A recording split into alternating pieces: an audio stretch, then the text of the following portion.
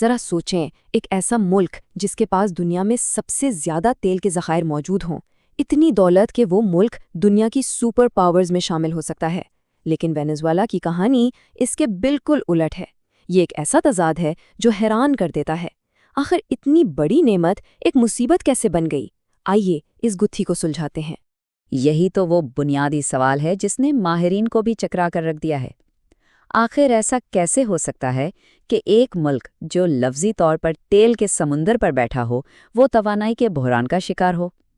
آج ہم اسی معمے کی ایک ایک پرت کو کھول کر دیکھیں گے۔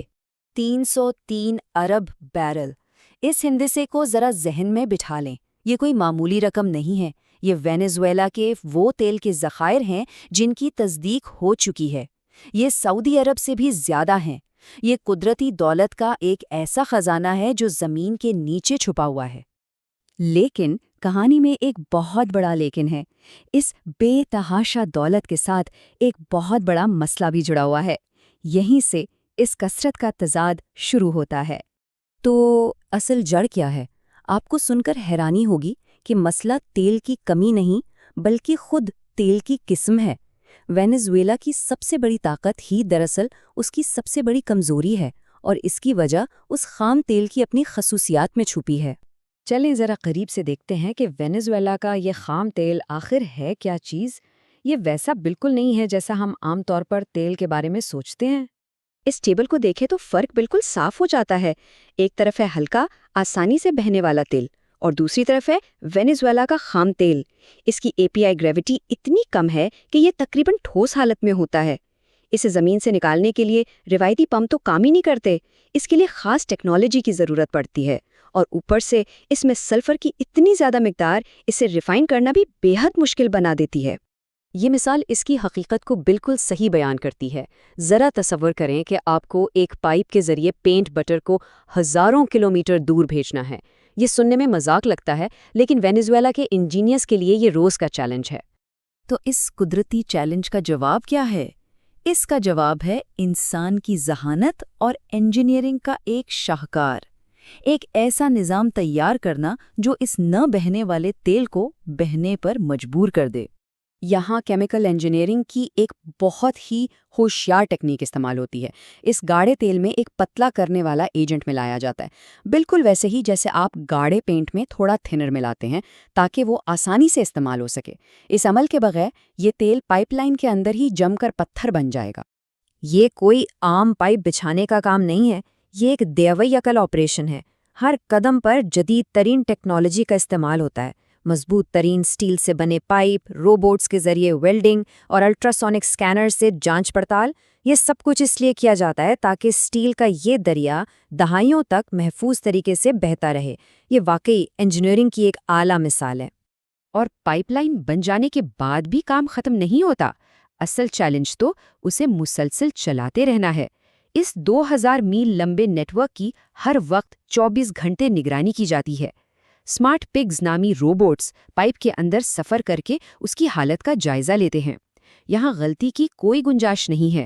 اگر بہاؤ ایک لمحے کے لیے بھی رکا تو یہ سارا تیل اندر ہی جم جائے گا، اور کروڑوں ڈالر کا یہ سٹیل کا دریا مکمل طور پر بیکار ہو جائے گا۔ انجینئرنگ نے تو اپنا کمال دکھا دیا، لیکن ہر کمال کی ایک قیمت ہوتی ہے، اور یہاں وہ قیمت بہت زیادہ ہے۔ اب ہم اس کہانی کے معاشی پہلو پر نظر ڈالتے ہیں، جہاں اعداد و شمار ایک بالکل مختلف تصویر دکھاتے ہیں۔ سب سے پہلا دھچکا قیمت میں لگتا ہے۔ اس تیل کے بھاری اور گندھک سے بھرپور ہونے کی وجہ سے عالمی منڈی میں اسے ہمیشہ دوسرے تیل کے مقابلے میں کم قیمت پر فروخت کرنا پڑتا ہے۔ یہ فرق تقریباً $20 فی بیرل تک ہوتا ہے۔ اب یاد کریں، وہ پتلا کرنے والا مادہ جسے تیل میں ملایا جاتا ہے، وہ مفت میں نہیں آتا۔ اس کی قیمت بھی پیداواری لاگت میں شامل ہوتی ہے، جو تقریباً $15 فی بیرل بنتی ہے۔ تو یہ ایک اضافی خرچ ہے۔ تو جب آپ $20 کا نقصان اور $15 کا اضافی خرچ اور پھر نکالنے اور ٹرانسپورٹ کی بے تحاشا لاگت کو ملاتے ہیں تو حساب بہت مشکل ہو جاتا ہے۔ ماہرین کا اندازہ ہے کہ ان منصوبوں سے منافع کمانے کے لیے تیل کی قیمت کا تقریباً $100 فی بیرل ہونا ضروری ہے، اور وہ بھی کئی دہائیوں تک مسلسل۔ عالمی منڈی میں ایسا ہونا تقریباً ناممکن ہے۔ اب یہ سارا معاملہ صرف ارضیات اور معاشیات تک محدود نہیں رہتا۔ جب اتنا کچھ داؤ پر لگا ہو تو عالمی سیاست خود بخود اس کھیل میں شامل ہو جاتی ہے۔ یہ ہے وہ میدان جہاں یہ سارا کھیل کھیلا جا رہا ہے، اورینوکو آئل بیلٹ۔ یہ کوئی چھوٹا موٹا علاقہ نہیں، یہ 19,000 مربع میل پر پھیلا ہوا خطہ ہے جو وینیزویلا کے مستقبل کی چابی بھی ہے اور اس کے مسائل کی جڑ بھی۔ یہاں ایک بہت بڑی جیو پولیٹیکل تبدیلی نظر آتی ہے۔ پہلے کہانی بہت سیدھی تھی، وینیزویلا کا تیل نکلتا تھا اور سیدھا امریکہ کی خاص ریفائنریوں میں جاتا تھا جو اسے پروسیس کر سکتی تھی۔ لیکن اب سیاسی تبدیلیوں کی وجہ سے کھیل پوری طرح بدل چکا ہے۔ وینیزویلا نے اپنا رخ مشرق کی طرف کر لیا ہے اور اب اس کے سب سے بڑے شراکت دار چین، روس اور بھارت ہیں، جس نے توانائی کی دنیا کا نقشہ ہی بدل دیا ہے۔